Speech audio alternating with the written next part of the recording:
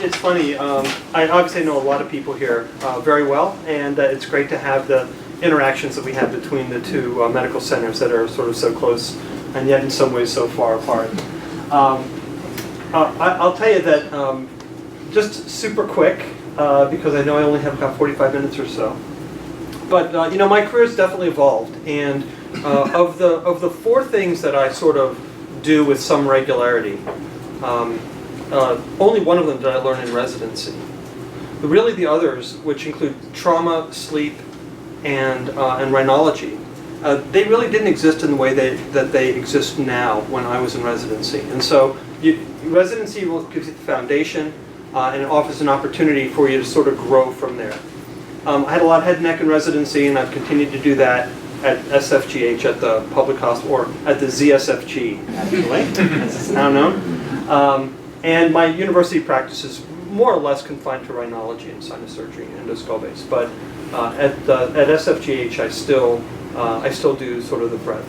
But residency is not a stopping point. It is definitely sort of a commencement of sorts. But anyway, thanks for the very generous introduction.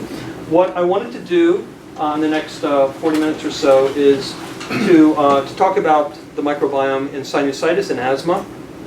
And what I thought I would do in the first part of the lecture would be sort of bring everybody up to speed and talk a little bit more generally about the microbiome, and then hone in on sinusitis, the work that we did and some work that other people have been doing, and then expand it actually at the end to another exciting area, and that is the application of microbiome in asthma, which is something that we're also doing. So here we go. These are my disclosures. The first two actually are sleep apnea devices and companies, and the third is does have to do with the microbiome, sinus diagnostics and therapeutics of probiotics. So it might seem very natural to everyone now that we're sort of a minor player in some ways in our own body, where there are microbes, bacteria, fungi, viruses, parasites that really inhabit all of the surfaces inside and out in our body. But it really was not something that was particularly known and certainly underappreciated in the past. Some certainly appreciated it at some level, but in some ways we really are a kind of a big petri dish. You know, we are a scaffold, and there are different microbial communities that exist on us and in us that are intimately involved with our physiology and our health. So microbial ecology is kind of a new area in some ways. It's the study of microorganisms, their interrelationships, and their relationship to their environment. And in many ways, that's really what this whole lecture is about. It's about microbial ecology. So how did this all get started? Well, if you take a swab, and if you swab a surface, and if you spin it down and look at it under a microscope, you'll find there are many different varieties of microbes that are present. But if you plate it out, you'll only get a couple. I mean, you swab something and you send it, and you get 2 or 3, maybe. Sometimes you'll get, quote, normal flora, whatever that really means. And there's really this disparity between what's there and what we're able to appreciate on culture. And this guy, Jim Staley, I actually spoke to him once about this, and he said, you know, I read his paper in '85, and this was really a small part of the paper that he wrote. And the paper really wasn't even on this, but this was part of it, and really got legs and helped jumpstart people's investigation of what was really going on.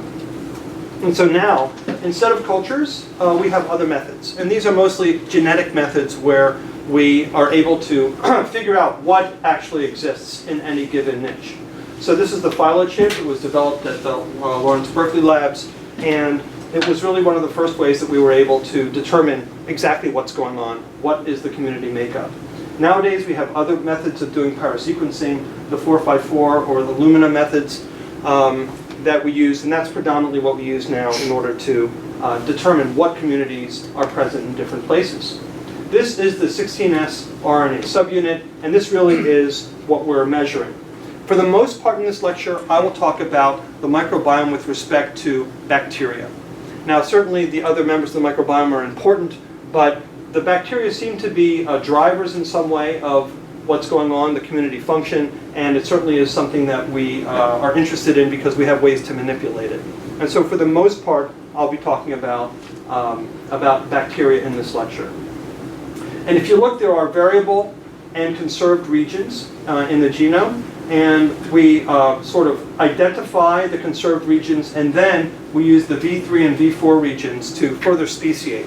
Now, another nuance that might or might not be interesting to you is that we talk more about taxa, which are species that share 97% of their genome. And we use that taxa and species kind of interchangeably many times when we talk about things. But the truth of the matter is we're mostly talking about taxa and not quite talking about species, unless you then go on to species. And so this is the kind of information you get when you look. This is the gut microbiome of mice, comparing the Taconic mice and the Jackson mice. Each one of these represents a different species, and these lines going across represent the genetic distance that each one of these are from each other.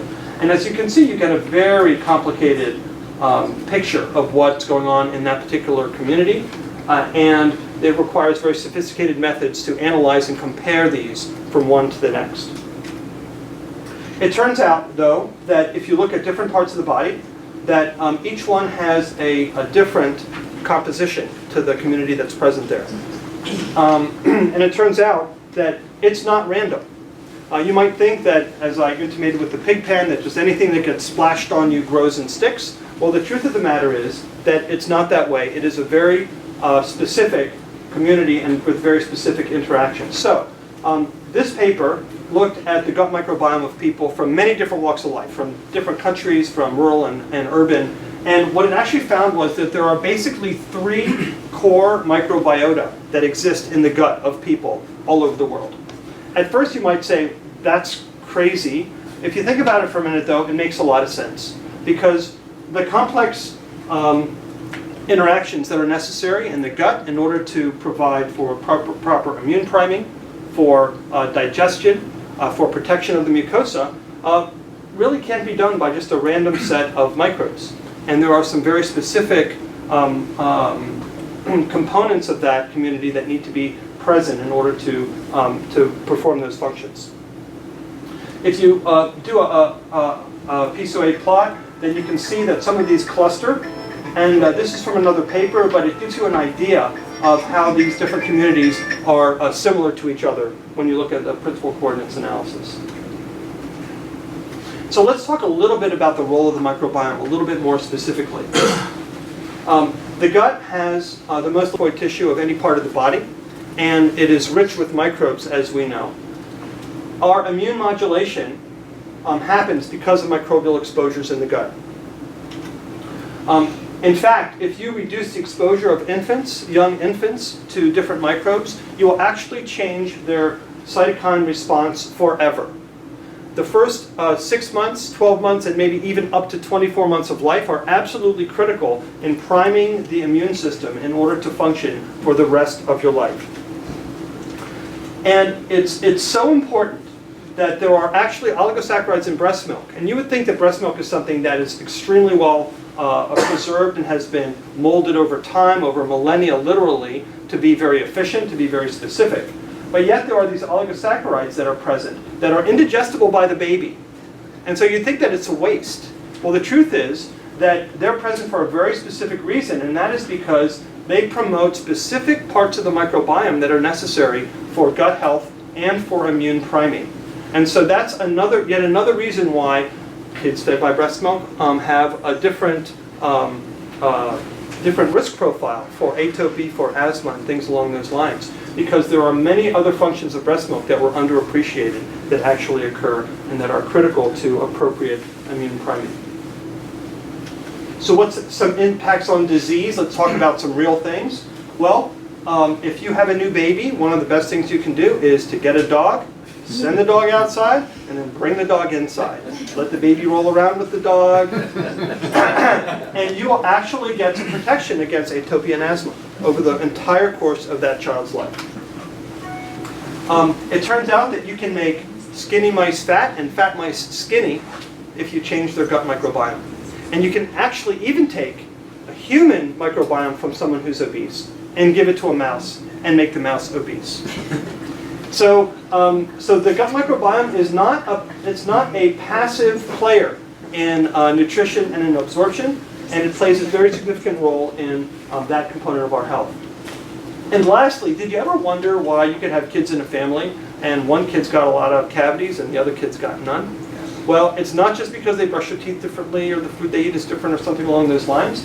There actually is a different microbiome that one child may have versus another. And the one microbiome might exist healthy with the gums and whatnot, but also have maybe a little bit of extra acid or something else that creates caries or that promotes caries. And in fact, you can actually do a rinse with a microbiome, and they've done a couple studies in Canada and look at that, and reduce the incidence of caries in children if they gargle with this particular microbial community that promotes better health. Okay, so now let's continue to move on to disease. What's that? So is it called the hygiene hypothesis? The dog and the farm. It is definitely a component of the hygiene hypothesis. Where is that what it's still called? Okay. Exactly. Where we protect kids from so many things that they don't get the appropriate amount of priming, and there they go, predisposed to atopy. Okay. I want to introduce the concept of colonization resistance, which is very important when we begin to apply the microbiome to disease in sort of a practical and logical way. Basically, it's an environment that limits the concentration of pathogens. Well, what does that mean exactly? Let's apply it quickly to a disease state so that we can see what that really means. So, first of all, a particular microbial community has resistance to infection. And what does that mean? That means that it doesn't just fall apart when you drop a pathogen on it or when something happens, when it becomes perturbed. So it has some strength, it has some resiliency because of the interactions that it has. Some of this might be related to biofilm, some of it's related to other community interactions. And so they kind of lock arms and have resistance to change. The microbial community also reconstitutes. What happens when you get a cold? You get a cold, you're sick for a couple of days, then you get better.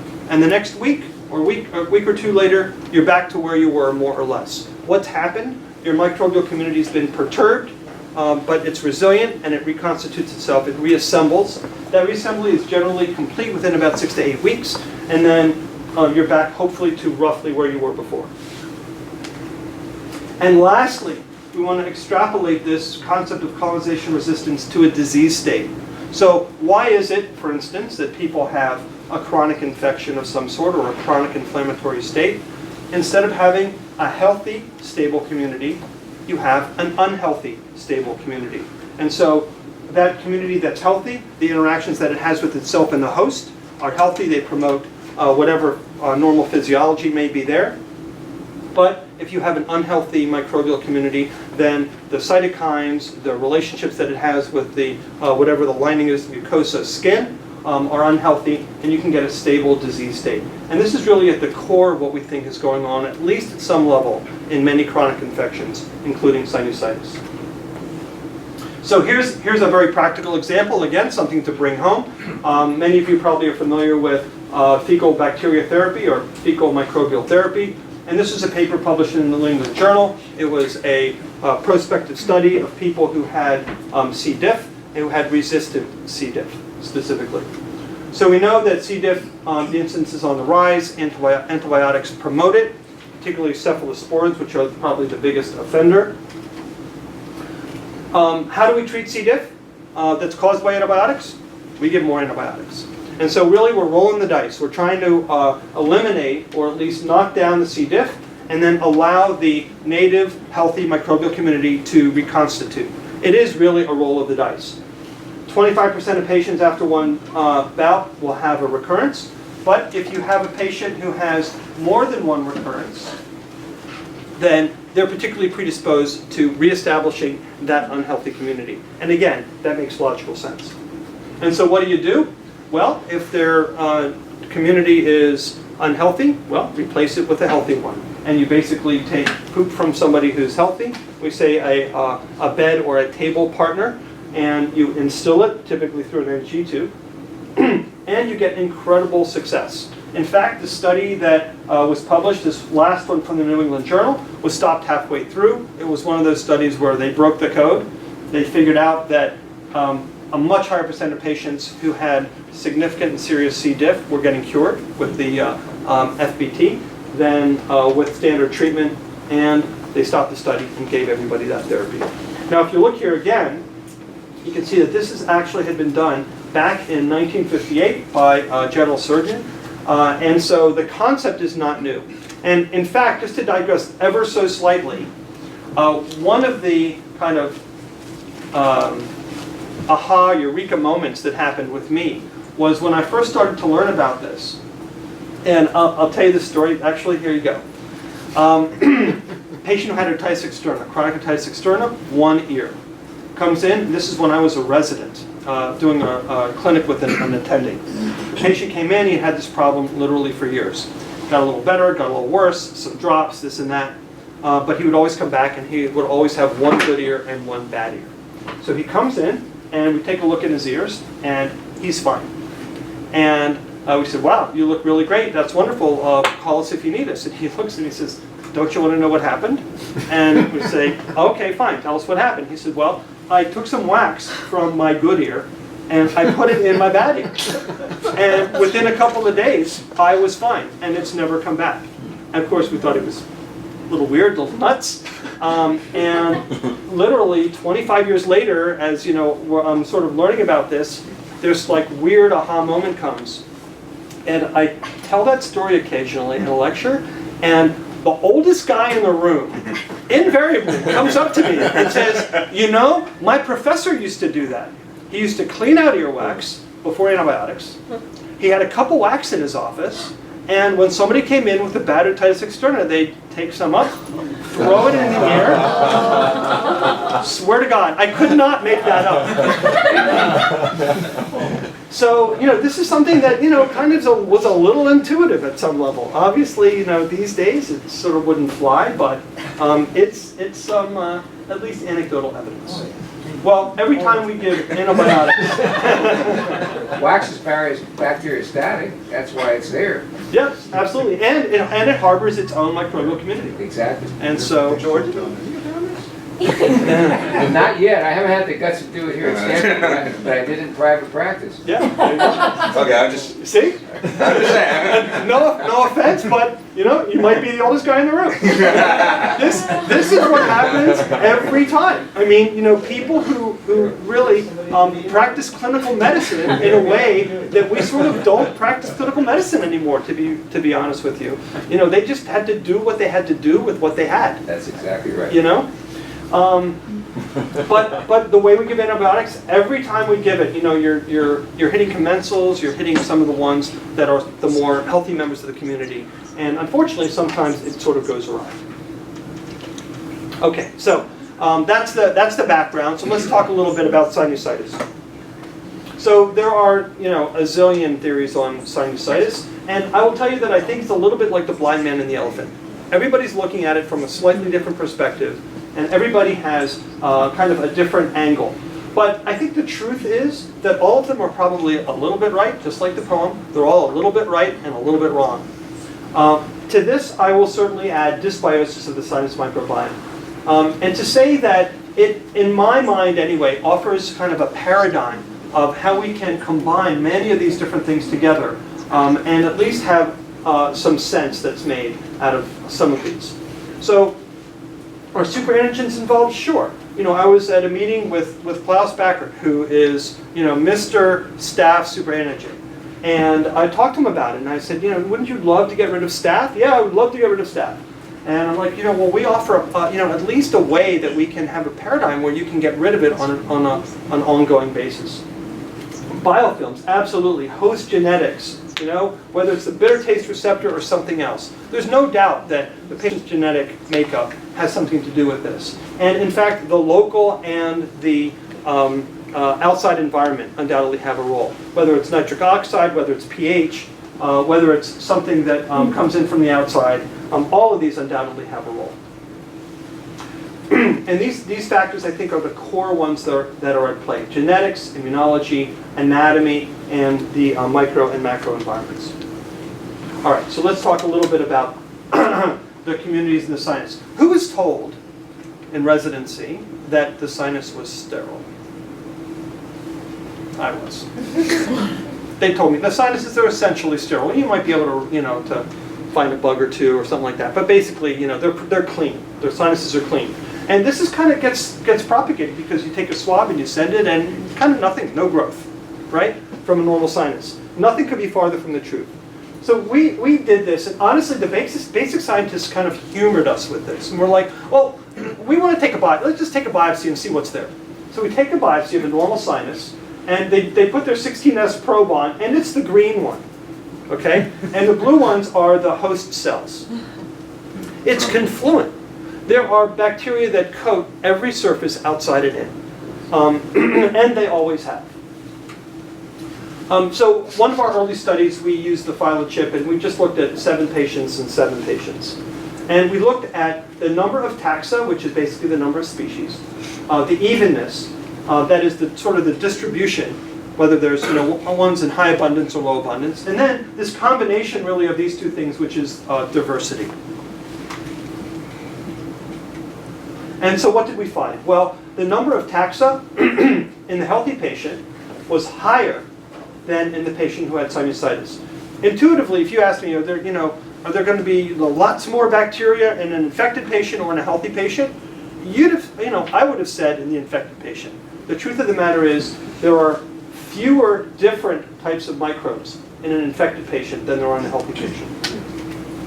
If you look at how evenly they're distributed, maybe this is a little bit more intuitive, but in the healthy patient, they're distributed much more evenly than they are. And again, if you combine those two things, the healthy sinus, much more diverse, and the unhealthy sinus is less diverse. Here's another sort of unintuitive finding that we made, and that is that in patients, we looked at patients without CRS, with CF, cystic fibrosis, and with CRS. And we looked at just the absolute number of different microbes that they had in their sinus, and they were not statistically different. So we're looking at the surface, right? We're looking at the interface on the mucosa. And there are roughly the same absolute number of microbes on the surface in an infected patient as there are in a healthy patient. And again, if you look back at that, think back to that other slide, it basically grows kind of to confluence, right? They just keep growing until they hit each other, and then they form whatever community and biofilm that they're going to form. And so if you look at this, and so this is a follow-up study that we did with pyrosequencing, just to sort of confirm and expand on our previous one. If you look at patients who are healthy, this is the Shannon diversity. That's the specific measurement. Much more diverse than CRS or CF, and this is a measure of dominance. That is, what it technically is if you pulled a microbe out of that particular sinus, what are the chances are that you would get the same one if you did it twice? And basically, there's a much less dominance in a healthy patient and much more dominance in these patients. And obviously with CF, you're talking Pseudomonas, staph, etc. So this is that paper that we alluded to before. So one thing, of course, is that people are all different and they've got all sorts of different things going on. So you try to make a model for it. So we made a mouse model. It's not really a CRS model. It's a little bit more of an acute model. But nevertheless, we were able to take home some points from it. So we looked at the mouse sinus, and they have these things called turbinelles, and it's, again, comparable to sinuses in some ways. And so that's just our control. That's a healthy one. And so we decided we would give the mouse an antibiotic, something to perturb or try to change the microbiome, right? Give it a kick in the butt. And that really did relatively little to the sinus, at least in the acute phase. That's after 5 days. Then what we did was we left out the antibiotic and we instilled a bacteria. And this particular one was Corynebacterium, which is one of the ones that we found was present in CRS in higher abundance. And yeah, you actually ended up getting a little bit more inflammation, but not much. Then what we did was we put them both together. So we gave an antibiotic, and we also then instilled the Corynebacterium. And we got a much more robust response. And so, again, this is that concept of colonization resistance. You take a healthy microbiome and you splash some bacteria on it, nothing will happen, relatively speaking. But if you perturb that community, if you alter its structure, and then instill a pathogen, you get a much more robust response. So graphically, and this is a goblet cell number, but you can use MUC5A, you can use various and sundry cytokines as well. They all come out the same. This is our control mouse. This is our antibiotic mouse. This is our antibiotic plus bacteria mouse, which is striking. This now is our antibiotic and a protective or a probiotic microbe, and you got virtually nothing. So that was a nice little commensal. And now, in the last one, we gave the mouse an antibiotic, we put in the pathogen and the probiotic, and once again, nothing. So we were really able to, hey Mike, we were really able to alter the response and to manipulate the microbiome by adding a probiotic to this sort of pathogenic state. I mean, results kind of don't get this good. I showed this. I was on an airplane once, and I was kind of going over a talk, and there was someone next to me, and it turns out that she was a basic scientist. And I threw this graph up, and she looked over and she said, "Is that a real result?" Because you never get stuff this good. What was your probiotic? Was it just Lactobacillus. lactobacillus? Yeah, lactobacillus. And you just yes. applied it topically? Topically. Yep. Co-installation. And so if you look at histology, you show that the differences were very dramatic with using this probiotic. And so what we decided was that we would try to graph some of these. And just in the same way that we were looking at the enterotypes that I showed previously, we were able to kind of create some sinotypes as well. This is an early and unpublished graph, and we are hopefully about to publish something else in the journal Microbiome. So hopefully there'll be something coming out very soon that elaborates on this. But other people have done this. We're not the only people who've been looking at this, right? Other people for sure have looked, both here and abroad. And Vijay Ramakrishnan's in University of Colorado. And when he looked at this, he really didn't find a difference in diversity between CRS and control patients. And it goes to a few different things. Number one is maybe it was a different population. Their methods of gathering the sample were different. They were actually gathering different areas. We gather from the interface. He was actually gathering from the goo, so to speak. In other words, the mucus, the material that was in the sinus. But he didn't report severity of disease and some other things like that. He did notice that asthma and purulence correlated with an altered microbiome. And that patients who had diverse communities did have better outcomes. So again, a little bit of proof of concept. The Corynebacterium enrichment actually had better outcomes than others, including things like Staph pseudomonas, etc. And Staph enrichment had worse outcomes. So although we didn't quite get the same result in terms of our initial assessment of the community, there were definitely things that were similar to what we were seeing. And this other group in New Zealand, Richard Douglas's group, did show that the bacterial community was significantly lower in CRS compared to healthy subjects, and that the load was not associated with disease status. So that same thing that I showed where the absolute number of microbes that were present was similar in both patients, which again, to me was quite counterintuitive, but not so much to the basic science people that I work with. And so what's our working hypothesis is that a healthy sinus has a diverse community, that it's influenced by many different things, that the native microbiota is protective, this concept of colonization resistance, that if you perturb this community, it's an opportunity. It's a chink in the armor. And that induction of the immune and microenvironmental changes maintain the core diversity and can propagate chronicity, that stable, unhealthy microbiome. All right, so let's apply that more directly. You've got normal flora, you get some sort of perturbation. A viral illness, maybe with an antibiotic, right? So you compound the problem potentially. You alter the richness, the evenness, and ultimately the diversity. Usually, you go back to normal. You got your colonization resistance, you reassemble. In a short period of time, you're back to where you started, roughly. But sometimes, there's a continued imbalance with altered homeostasis. And you get that stable but unhealthy community. So what's the clinical relevance? Well, I got to be honest with you. I get up on a panel and they say, okay, so how has this affected the way that you practice medicine? Honestly, it hasn't affected it too much. I think all of us minimize our use of antibiotics in patients. I think all of us try to use topicals when possible to clear a problem rather than to go right to some heavy gun oral antibiotic. So I can't say that without a doubt this has been clearly established as the mechanism. Because there are people that say that it's really not the microbiome. The microbiome is really a consequence of the inflammation. And it's the inflammatory environment that it's in that actually creates that microbiome, that altered microbiome. And I get that argument, but it doesn't seem to make intuitive sense to me. And it doesn't seem to jive with some of the results we've gotten. What's the real role of antibiotics? What are the subtypes of sinusitis? And I think that all of us, I think, acknowledge that all sinusitis is not the same, and that we have to accommodate potentially for different subtypes.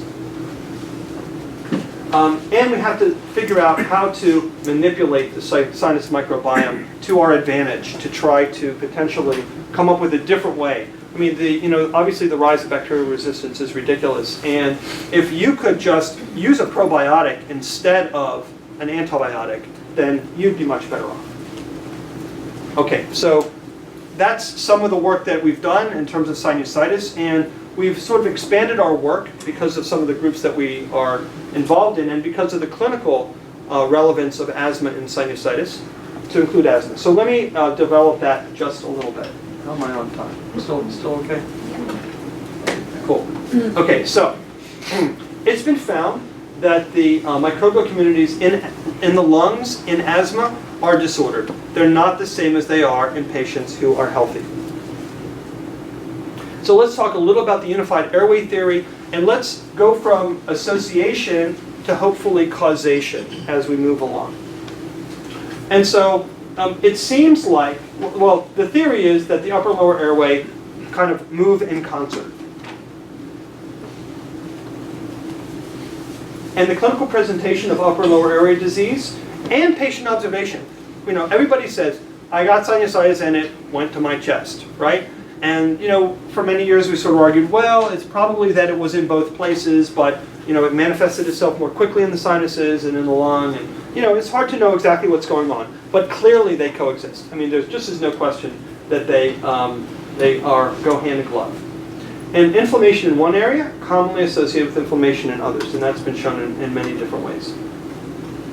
So let's look at allergic rhinitis. Kind of a simple model. With sinusitis and asthma, there is a known association. And if you look epidemiologically, it's a risk factor. In long follow-up of patients with allergic rhinitis, they are much more likely to develop asthma. And in a twin study, they're much more likely to develop asthma if one of them has allergic rhinitis, if they're discordant for allergic rhinitis. And you could say, okay, well, maybe that's an immune issue or something. That's fine. These are only associations. In CRS, in a look at patients who were compared to controls in terms of their lung function, CRS patients have worse lung function. It's true. In a prospective study of 40 CRS and control patients, there was a higher incidence of asthma developing in the CRS patients than in the control patients. And they actually went on to show a correlation between the cytokines that were present in the nasopharynx and that were in the bronchi. So now we're starting to get a little bit more evidence that there might be a little bit more than just a casual association or a systemic association between the two.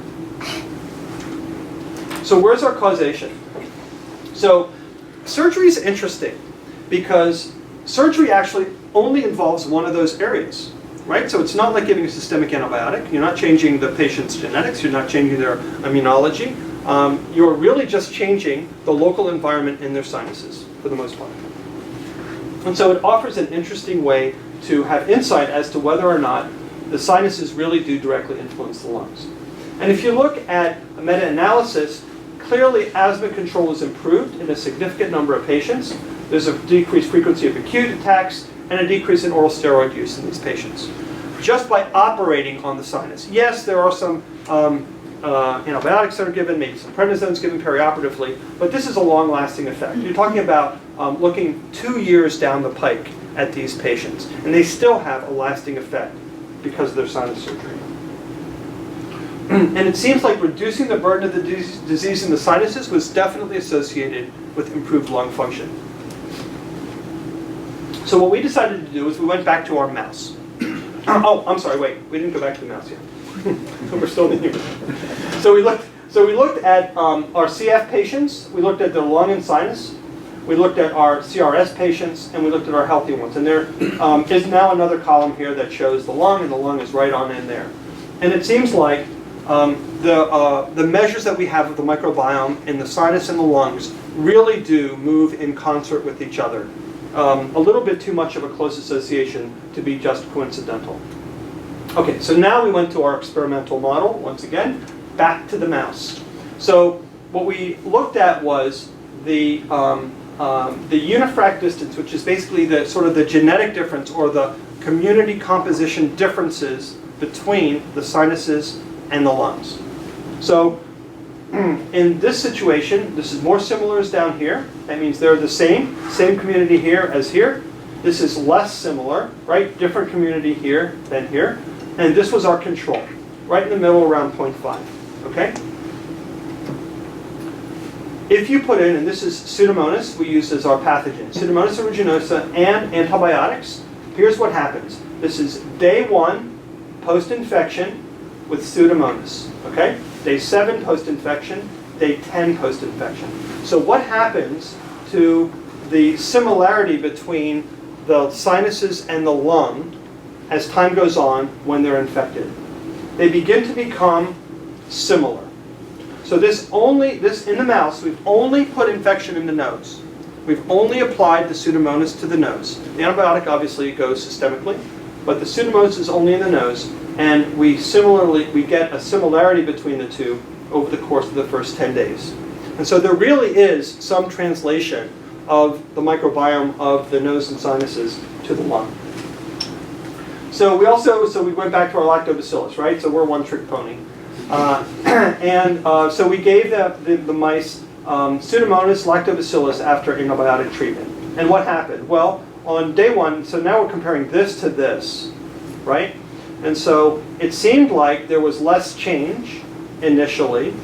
And so they were still at the same level. They were not becoming similar. However, day 7, they once again became similar. So the lactobacillus, all it did was delay the translocation of the microbiome of the sinus down into the lung, or delay the changes in the lung. And then, if you look here and compare this to here, you can also see that it's improving, so to speak, more quickly. Obviously, there's a super wide range, but nevertheless, it certainly is not the same as this. And so what it seemed was that the lactobacillus was somehow influencing the community composition in the lung as well. And so here's what that looks like graphically. And these are basically families of microbes. And this represents whether they are dissimilar or concordant. And so the red ones were statistically significant for being concordant. All right, so this is normal. This is the control sinus and the control lung. And they are just what they are. They're different. Now we give antibiotics in the Pseudomonas, and we look at the sinus, and the brown obviously is Pseudomonas. That's that family. And we look at the lung. And already the lung is beginning to show that the Pseudomonas has translated. And by day 7, they're concordant, just as we saw before. This is just a sort of a graphic representation. And day 10, also concordant. So let's once again apply our probiotic with the lactobacillus along with the Pseudomonas. And day 1, they're still where they started, beginning to get a little Pseudomonas in them. They're concordant at day 7, but then again, you start to get differentiation and recovery around day 10. And so what we're seeing is that we're getting changes in the sinuses that are influencing the lung, and that the changes that are here are translating to here. And I'm going to tell you, and this is still unpublished, but I'm going to tell you anyway, that's not even the most interesting part of what happened. The thing that blew us away was that we actually analyzed the different Pseudomonas species that were present. So we had a human Pseudomonas that we put in the nose. Was one of the pathogenic ones that we got from a patient. It was a patient sample. So we put that in the nose. When we looked at the Pseudomonas that was in the lung on day 10, it was a mouse Pseudomonas. So where did that come from? Well, what we think happened was that the Pseudomonas created an environment in which Pseudomonas could thrive. But in terms of the mouse versus a human Pseudomonas, the mouse one obviously could outcompete the human Pseudomonas.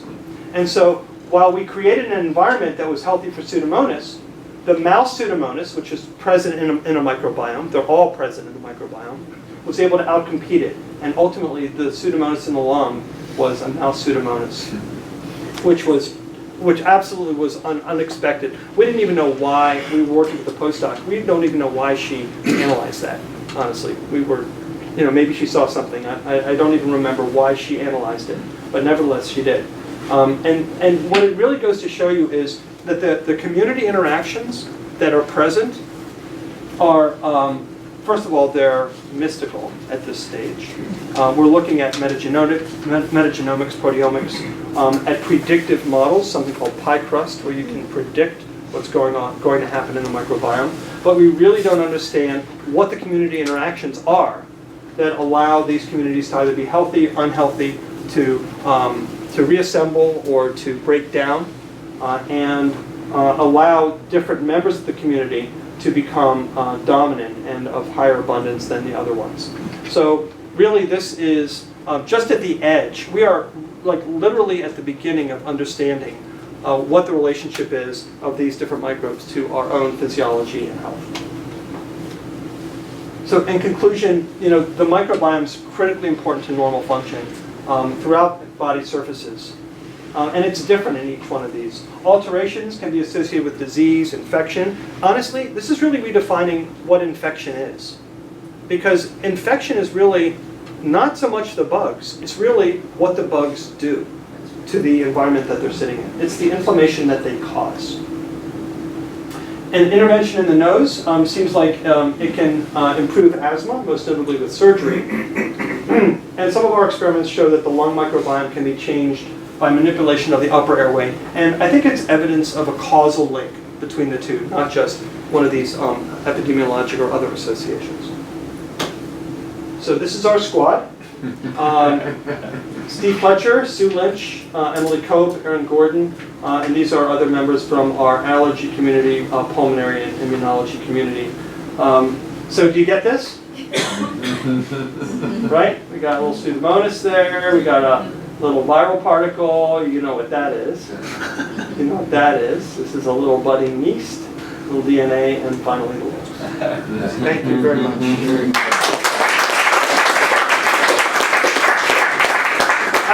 Questions? That's incredible. Which part? Absolutely. Everything anecdotal that I've learned all these years practicing, like you say, it makes sense. It explains, of course, what we already know. When you use topical ear antibiotic drops, you get a yeast overgrowth automatically. Are you changing the microbiome? Or are you changing the flora? We used to say teleologically, you kill the bacteria, the yeast that are present don't have to compete for whatever they're competing with. Does that correlate to what you're saying? Absolutely. I think I can't say precisely how it is that it's specifically yeast, but clearly you're clearing out the bacteria, you're altering the environment, and the yeast just happen to be the ones that overgrow. In a different type of environment, something else might overgrow. Obviously, there are multiple. You can get Candida, etc. So there are other areas where the same kind of paradigm occurs. Awesome. Awesome. Yes. Wonderful talk, Amy. Thanks so much. So whenever I hear you or anyone else talk about the microbiome, I kind of think to what we're doing clinically, and it goes back to how has it changed what you're doing, and it seems almost silly to take a culture at that point. Yeah. Do you still take cultures? Yeah. And what do you do with them? So I do. I don't know that they actually make as big a difference. I think that in a very small percentage of patients, they might make a difference. But okay, so I'll tell this. a similar story to a recent webinar. We've all had patients that come in and they have sinus infection, and they maybe have CRS with an exacerbation, and you grab a culture. And some patients you'll let them sit for 3 days until your culture comes back. Other patients you might empirically start something. And so I think we've all had patients where we've started them on, say, Augmentin, and 3 days later you get your culture result back, and it's Pseudomonas, and it's not sensitive, and you call the patient, say, like hat in hand, I'm really sorry I screwed up, and you call them up and they say, hey, thanks doc, I feel great. What happened? Right? So what happened was you did something to perturb that microbial community, right? You beat it up somehow, and it's reassembling. Now, we know what's going to happen to that chronic sinusitis patient in 6 weeks or 8 weeks. They'll be roughly back to where they were. But nevertheless, you're sort of pulling the rug out. I'll give you sort of a conceptual example that I don't know is true, although there are examples in the GI system that would support this general concept. Let's just say you have a community, and there's a member or members of that community that are in low abundance, right? So they're 0.1% or something of the community, and they make sugar. It's what they do. But yet there are other members of the community that really like sugar. So these little guys are churning away, making sugar, and then the other ones really liking the sugar, and they grow to abundance. And we might culture, and we're going to get the abundance one, right, for the most part. And that's been shown that there's reasonable correlation between the highest abundance in culture and what we get with pyrosequencing. But you really don't want to take care of the one that's in high abundance, because that's really downstream from the problem. You really want to do something about the little guys who are creating the sugar. And so that's conceptually what I think we're doing sometimes, is that we're altering some part of the community composition that's supporting the other microbes that are present. And then that causes some community collapse, but then you still have the elements of the community that are unhealthy, and then they reassemble over the course of X number of weeks. So I do take cultures because I think in some situations I will find, and honestly it's more with staph, where there's a resistant staph, and I find that I get a little bit better result if I switch them to Bactrim, or if I go to something that they're sensitive to, and maybe even use Mupirocin. I think that's one example where I kind of do get educated about how to treat the patient, but I think that cultures are going to go the way of the buffalo. I mean, they're just, we're going to understand more and better what to do with them. Right now, not sure. So do you use probiotics in any way to treat sinus patients? I mean, is anyone doing probiotic rinses? Yeah, well, first of all, I've got a number of patients that call me up and are doing probiotic rinses. And they're having their spouse blow their nose into a piece of saran wrap and washing it into their sinus rinse, okay? No question about it. And the results are not good.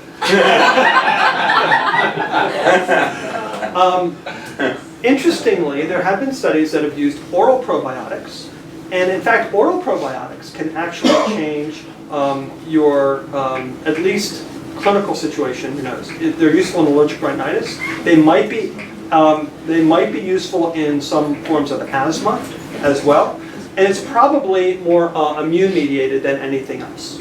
So you're doing something with the immune system in the gut, and it's having repercussions in other parts of the body. At this point, honestly, I use probiotics the way most other people use probiotics, in conjunction with antibiotics, to sort of prevent some of the consequences of antibiotic overuse. But I do think that at some point we will have kind of a fecal transplant analog for the nose. I don't know how we're going to have to instill that, whether we're going to have to, maybe we're not out of a job, right? Maybe we'll still need to do surgery, open them up so that we can get our installation. Maybe we'll just need to knock them down with prednisone, perturb with antibiotics, and then do some other type of installation. Maybe the Pretz is back, KKK, have patients sit back, say KKK, and instill some material in their nose, fill up their ethmoid. Antral puncture, who knows? So, I don't know what our method is ultimately going to be and whether we'll have to open things up or what we'll need to do. But I do think that it has the potential to be some sort of therapeutic intervention. Martin DeRosier also does this sort of work, and he has had some luck with the use of some probiotic rinses, but I have to see a little bit more evidence at this point. Well, time's getting late, but thanks again as usual, Andy, for making this like a translational lecture in terms of a bit of mouse work with some clinical relevance, with some entertainment, with some real life examples. So and you always do that, and it's great to see how this is evolving as usual. So I think it's behalf of all of us. Thanks for coming down. My pleasure. Look forward to spending the night as well. Thanks.